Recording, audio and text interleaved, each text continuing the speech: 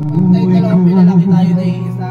Ay salamat, hindi magbabago ang isip ko.